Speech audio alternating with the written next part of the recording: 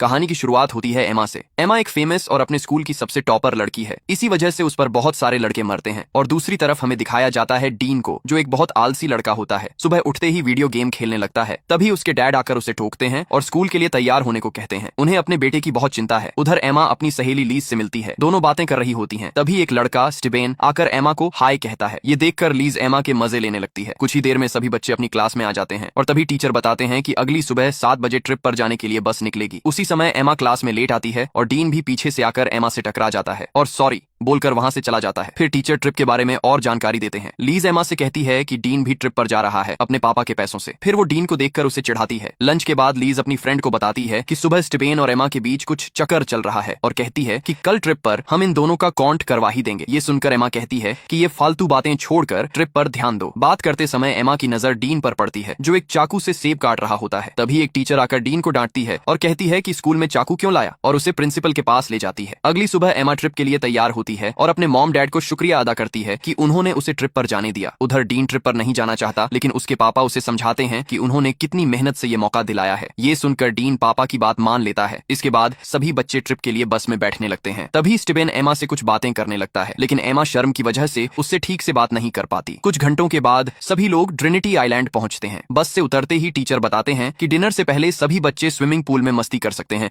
लेकिन असली प्रोग्राम अगले दिन से शुरू होगा। एमा और उसकी फ्रेंड पूल में जाती हैं। वहां पर स्टीबेन भी होता है। सभी मिलकर बहुत मस्ती करते हैं। डीन ये सब ऊपर छत से देख रहा होता है। उसके बाद सभी लोग पार्टी के लिए बोट पर पहुंचते हैं। वहां पहुंचने के बाद एमा की नजर स्टीबेन पर पड़ती है, जो किसी और लड़की को किस कर रहा होता है। ये देखकर एमा वहां से जाने लगती है। डीन भी वहीं पर ये सब देख रहा होता है। डीन एमा से कहता है, तुम्हारा बॉयफ्रेंड तो खूब मजे कर रहा है। तभी एमा जवाब देती है, तुम्हें इन सब से कोई मतलब नहीं होना चाहिए। अचानक पुलिस वहां आ जाती है, क्योंकि उन्हें खबर मिलती है कि पार्टी में कुछ स्टूडेंट ड्रग्स ले रहे हैं। पुलिस सभी बच्चों को बोट के सामने आने को कहती है। तभी एमा को धक्का लगने से वो पानी में गिर जाती है। ये देखकर डीन एमा को बचाने के लिए तुरंत पानी में कूद जाता है और एमा को बचाकर एक छोटी सी नाव पर ले आता है। वो नाव एक बड़ी बोट से बंधी होती है। डीन रस्सी को काट देता है। ये देखकर एमा पूछती है, तुमने रस्सी क्यों काटी? डीन कहता है, मैं पुलिस के चक्कर में नहीं पड़ना चाहता। जब पुलिस चली जाएगी तो हम वापस बोट पर चले जाएंगे। लेकिन कुछ देर में वो बड़ी बोट उनसे काफी दूर चली जाती है। तभी बारिश होने लगती है। डीन देखता है कि जिस नाव में वो हैं उसमें मोटर नहीं होती। तभी एक बड़ी लहर उनके सामने आ जाती है और दोनों नाव को कसकर पकड़ लेते हैं। सुबह होती है तो वो दोनों लहरों के साथ बहते हुए अरब सागर तक पहुंच जाते हैं। डीन का फोन पानी लगने से खराब हो जाता है। फिर वो एमा से उसका फोन मांगता है, लेकिन एमा के फोन में भी नेटवर्क नहीं होता। तभी एमा कहती है, हमें उस बोट का पीछा करना चाहिए था। डीन हंसते हुए कहता है, टेंशन मत लो, कोई ना कोई हमें ढूंढ ही लेगा। इसी बीच एमा को एक आइलैंड नजर आता है। आइलैंड देखकर डीन नाव को उस तरफ मोड़ देता है। काफी मेहनत के बाद वो दोनों उस आइलैंड पर पहुंच जाते हैं। डीन को उस नाव में एक फ्लेयर गन मिलती है और वो उसे अपने पास रख लेता है। फिर दोनों इस उम्मीद में आइलैंड के अंदर जाते हैं कि शायद उन्हें कोई मदद मिल जाए। दूसरी साइड टीचर पिछली रात की पार्टी देखकर पूरी ट्रिप कैंसिल कर देते हैं। इसके बाद लीज टीचर को बताती है कि एमा अभी तक होटल नहीं लौटी है। वो कहती है कि उसने एमा को आखिरी बार पार्टी वाली बोट पर देखा था। इसके बाद टीचर सभी बच्चों की अटेंडेंस लेते हैं और पता चलता है कि डीन भी गायब है। अब उन्हें समझ आता है कि डीन और एमा दोनों ही ग्रुप से मिसिंग हैं। फिर वहां पुलिस आती है और कहती है कि ऐसे केस अक्सर बहुत होते हैं। हो सकता है कि वो दोनों खुद ही वापस आ जाएं, लेकिन अगर वो कहीं समुद्र में फंस गए हैं तो उन्हें ढूंढना बहुत मुश्किल हो सकता है। उधर डीन और एमा जंगल में आगे बढ़ते हैं। कुछ दूर जाने के बाद जंगल के अंदर उन्हें एक खूबसूरत झरना दिखता है। डीन को वह जगह बहुत पसंद आती है तो वो एमा से अपनी फोटो खींचने को कहता है, लेकिन एमा फोटो खींचने से मना कर देती है। वो गुस्से में कहती है, हम यहाँ फंसे हुए हैं और तुम्हें फोटो खींचने की पड़ी है। इसके बाद दोनों और आगे बढ़ते हैं। कुछ घंटों बाद वो आइलैंड के टॉप तक पहुंच जाते हैं, लेकिन अभी तक उन्हें कोई भी मदद नहीं मिलती। ये देखकर वो दोनों वापस नाव की तरफ जाने का फैसला करते हैं और जब वो वापस किनारे तक पहुंचते हैं तो देखते हैं कि नाव वहां से गायब है। समुद्र की लहरें नाव को बहा ले गई थीं। वहां बस एक लाइफ जैकेट पड़ी होती है। पूरा दिन चलने के बाद दोनों बहुत ज्यादा थक चुके थे और सूरज भी ढल चुका। फिर डीन आग जलाता है और दोनों तय करते हैं कि यहीं रात गुजारेंगे। डीन देखता है कि एमा ठंड से कांप रही है तो वो अपनी शर्ट उतारकर एमा को दे देता है। फिर दोनों बातें करते हैं, कल तक हमें कोई ना कोई ढूंढ ही लेगा। फिर सुबह होती है और डीन की आंख खुलती है तो देखता है कि एमा आसपास नहीं होती है। वो उसे ढूंढने जाता है और देखता है कि एमा समुद्र के किनारे SOS लिख रही है। डीन कहता है, क्या कर रही हो? तो एमा कहती है, अपनी जान बचाने की कोशिश। इसके बाद डीन समुद्र में तैरने चला जाता है और एमा उसे देखने लगती है। एमा जब पीने के लिए पानी भर रही होती है तो उसे एहसास होता है कि कोई है जो उसे देख रहा हो। वो डर जाती है और वहां से हट जाती है। इसके बाद दोनों बीच पर रहने के लिए एक झोपड़ी बनाते हैं। थोड़ी देर बाद एमा बीच पर SOS लिखती है ताकि रेस्क्यू टीम पास से गुजरे तो उन्हें वो देख सके और आइलैंड पर जो भी खाने की चीज होती है वो उन्हें ढूंढने लगते हैं। डीन को एक केले का पेड़ मिलता मिलता है तो दोनों बहुत सारे केले खा लेते हैं, जिससे उनकी भूख मिट जाती है। लेकिन वहाँ बहुत गर्मी होती है तो एमा पूरी पेंट नहीं पहन सकती और ना ही उतार सकती है, क्योंकि वो काफी शर्मीली है। इसलिए उसने पेंट को शॉर्ट में काट कर पहन लेती है। फिर वो देखती है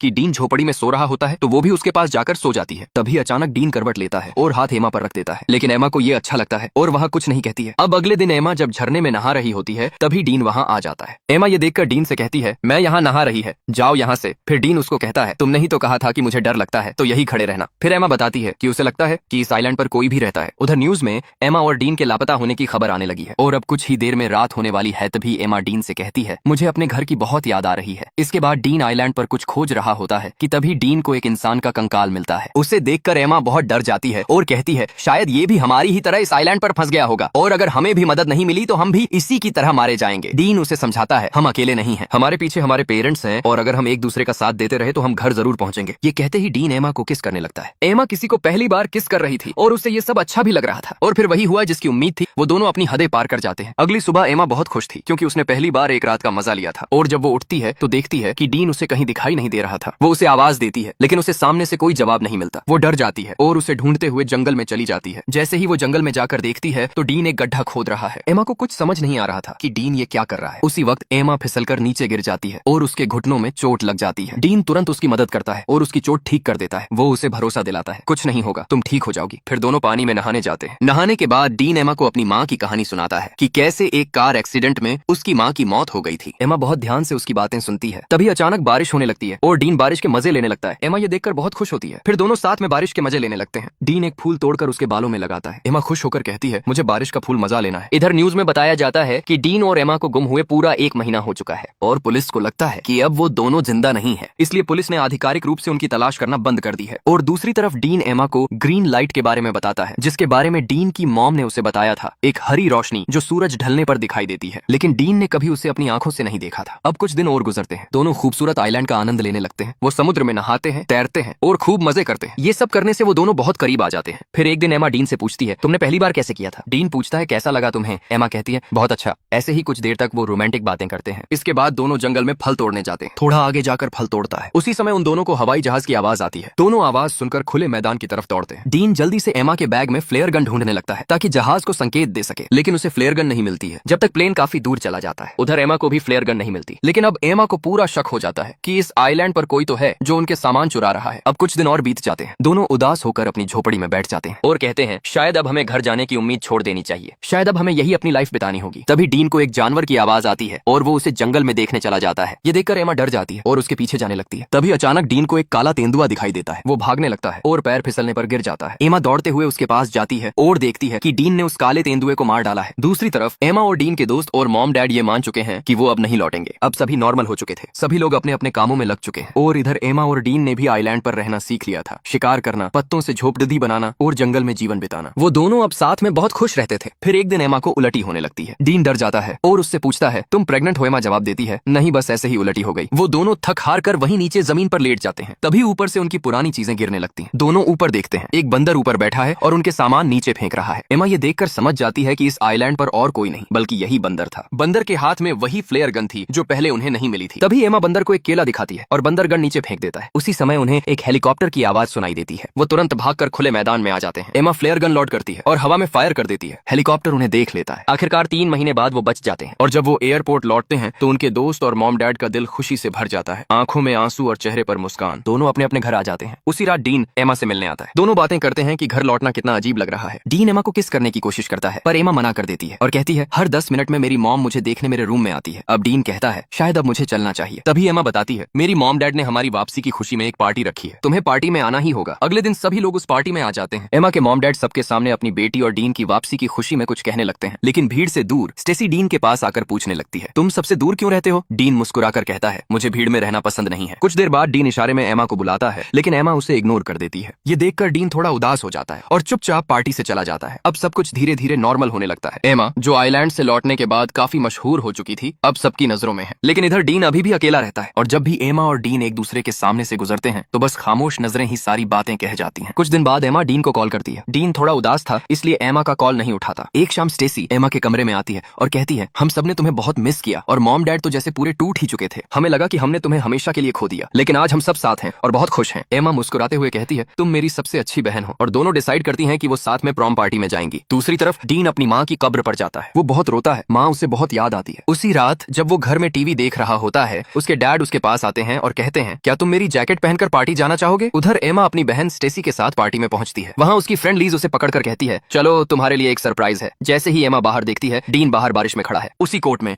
और उसका इंतजार कर रहा है। एमा के मन में वो सारे पल याद आ जाते हैं, वो आइलैंड, वो तूफान, बारिश और वो जंगल। वो चुपचाप पार्टी से बाहर निकलती है और डीन के पास जाकर खड़ी हो जाती है। दोनों एक दूसरे की आंखों में देखते हैं और गले लग जाते हैं, और इसी के साथ ये कहानी खत्म होती है। मिलते हैं ऐसी ही मजेदार कहानी में, तब तक के लिए बाय।